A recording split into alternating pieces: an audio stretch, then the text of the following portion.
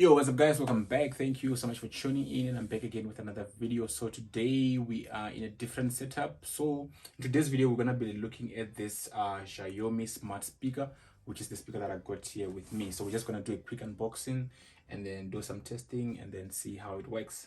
So you can already see on the packaging itself, it says there's a lot of things that you can actually do with the speaker. So basically the speaker was created by a different company, which is Xiaomi, which makes a lot of tech home smart devices.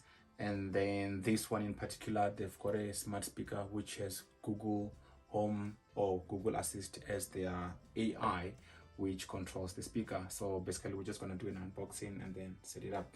So without any waste of time, let's see how the box is like. So on this side, which is the front, you actually see the speaker itself, and then on the side you can see some of the commands that you can actually ask the speaker, like play some music, what's the weather like this weekend, tell me about the day, population and so forth. There's a lot of things that you can ask, just like how other people do with Amazon Alexa on the Echo Dot.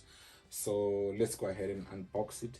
Okay, so I'm not gonna go through this is just some model and make specifications. So the first thing that you see when you open this, you actually presented with the manual, which is in this fashion or in this format, which obviously comes in different languages. I think this has about 7 languages, from English, French, Dutch, Italian, Spanish, Portuguese, and obviously Chinese or Mandarin, which is because this is where the product was made.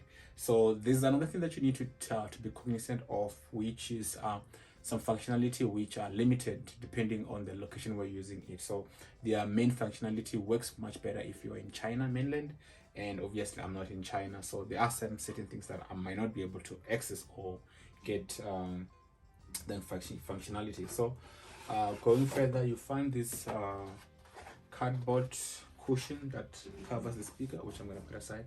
And the next thing that you're presented with is the speaker itself, which looks great. So this bit of whitish on top and the white at the bottom, and then the speaker gray, which is in a metallic, gray metallic look-alike, and then it's a bit heavy compared to the size. So it's funny because I was expecting it to be lighter because it's just a speaker, but and obviously it's not chargeable. You can't charge this and then go and use it outside. It doesn't work like that. And then the next thing that you're finding, which is the last thing, is the power adapter. And then I'm going to take this and put this aside, and then this is the power adapter, which, let me just open it up. So here's the power adapter with some rubber band, which I'm going to put aside. And then let me just close the box, and then coming back to admire the speaker itself. So in the front and on the top, you've got 2 microphones. Obviously this is supposed to work when you're calling it from any direction. So whether you're on this side, and this side, or where I'm actually sitting now, you should be able to call this, and those microphones should be able to give you that 360 view to actually capture your voice or your command wherever you're calling it from. And then the next thing that we see here is the volume down, and then it's a pause play. Obviously it's a mute or an unmute button, and then there's a volume increase, which the combination of this different button also do other different things. Like for example, the one that I just read about was resetting, which you have to hold the volume up and the volume down but at the same time. So this button actually not clickable, but they are touch, they're like touch. You just put your finger in here and then it basically responds on that. And then what you find at the back, it's basically where you plug in your power cable. So I'm just gonna go ahead and plug it up and then set it up. Okay, so now I have set up the speaker. So what you need to do is you need to get the Google Home app. That is basically what's going to help you to actually connect or set up the speaker, and also allow you to connect the speaker to other services like your Google, your YouTube Music, your Spotify, your Netflix, and then you can actually have the speaker connected to that, and it will be the one that saves sound from those services. So basically I've set it up already on my phone. So sorry, I had to hide that part because it was exposing a lot of my personal information, my numbers, my email addresses, my physical address, basically my location in general. So forgive me for that. I couldn't share the whole process, but however it's easier after you've set it up on your Google Home Mini. So What I like about actually the Google Home Mini is you're able to add to create a home. So it's sort of like a virtual home type of a thing.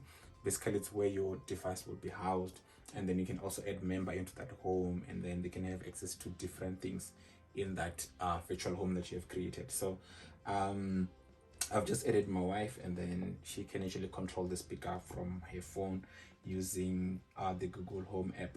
So I can just say, okay, Google, play some music. Okay, music on YouTube Music. Here you go. Okay. Okay, Google, pause. So basically it goes to YouTube Music and then pick up a random track that it feels like playing. But however, you can just call it and ask it to play any song that is on YouTube Music, and then it will just play it out for you. So what has to happen is you have to have your YouTube Music account connected or allowed on the Google Home app, so that when you call it, and then it actually picks up that. So, and also you also have the ability to connect to Spotify if you have a Spotify account, or you can even connect to Spotify for free, because you can have those ads in between.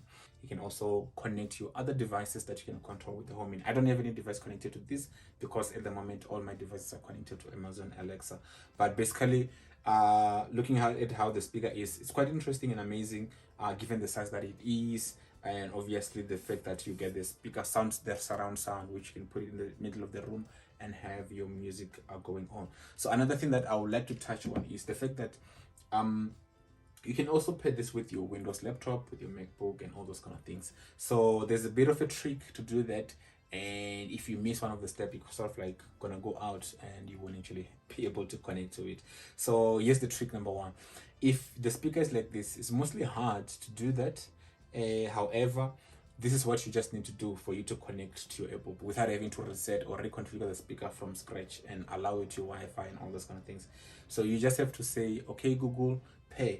When you put it on the pair mode, when you go to your Windows computer, Bluetooth, and then you will actually be able to see this. So I actually haven't tried that on the app or on my phone. Let me just see if I can do that.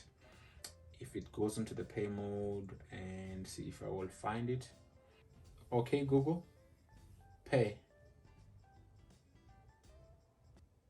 Alright, to connect, open Bluetooth settings and look for the device called Living Room Speaker. So because I've named mine Living Room Speaker, so that's the name that I've picked, suggested there. So it appears on my phone, then I'm gonna select it, and then it's connected. Then what I'm gonna do is I'm gonna go to YouTube and then find some NCS music. So this is copyright music, and there it's connected.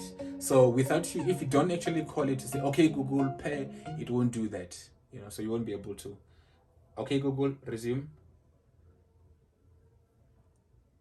So I actually like this functionality because you can just call it and then it pauses whatever it's doing, and then you can actually resume. So let's see if you can give it a full. This is a full blast. Getting started. 360 degrees.